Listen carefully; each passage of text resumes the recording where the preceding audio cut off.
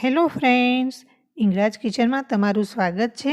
આજે આપણે બનાવીશું ખૂબ જ ટેસ્ટી એવું વટાણા અને કોબીજનું શાક। તો ચાલો રેસીપી સ્ટાર્ટ કરીએ। તો એ માટે અહીં મેં એક મીડિયમ સાઇઝની કોબીજને સમારીને લીધેલી છે। કોબીજ પાતળા પાનવાળી લેવાની। સાથે 2 મીડિયમ સાઇઝના ટામેટાને ઝીણા સમારી લીધા છે। અડધો કપ ફ્રેશ વટાણા લીધા છે। ઝીણા સમારેલા 2 લીલા મરચાં, 1 ટીસ્પૂન આદુની પેસ્ટ અને 1 ગાજરને ઝીણું સમારીને લીધું છે।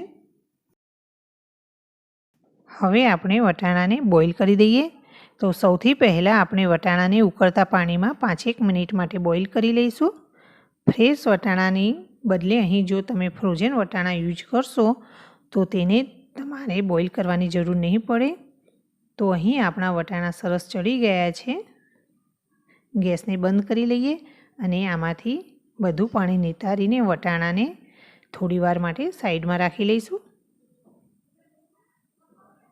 હવે આપણે શાકનો વઘાર કરીએ। એના માટે આપણે એક પેનમાં 3 ટેબલસ્પૂન જેટલું તેલ લઈશું।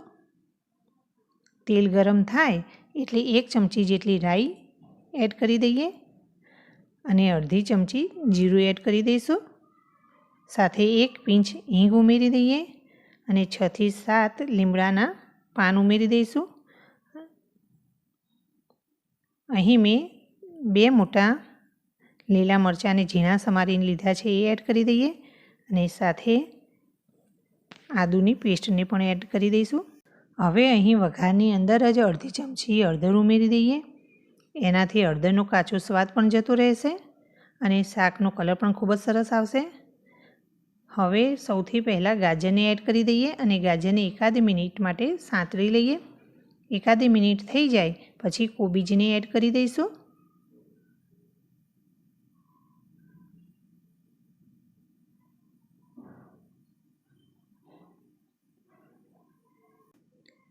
મિક્સ કરી લઈશું।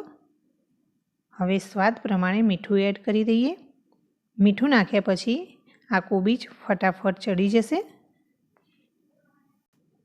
શાકમાં આપણે બિલકુલ પાણી નથી નાખવાનું। મીઠું નાખ્યા પછી કોબીજ એની જાતે જ પાણી છોડવા લાગશે અને એનાથી જ શાક સરસ ચડી જશે। હવે કોબીજને ઢાંકીને 5-1 મિનિટ ચડવા દઈએ। તો આ શાકને બનતા 5 થી 7 મિનિટ જેટલો જ સમય થાય છે।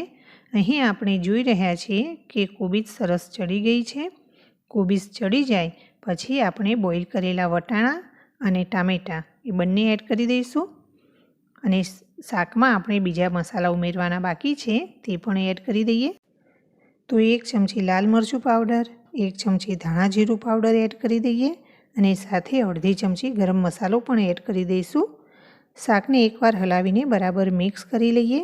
હવે આપણે શાકમાં જે ટામેટાં ઉમેર્યા છે તે સોફ્ટ થઈ જાય અને આ બધા જ મસાલા શાકમાં બરાબર મિક્સ થઈ જાય એટલે અહીં આપણે શાકને બિલકુલ ઢાંક્યા વગર ખુલ્લું જ 2 થી 3 મિનિટ ચડવા દઈશું।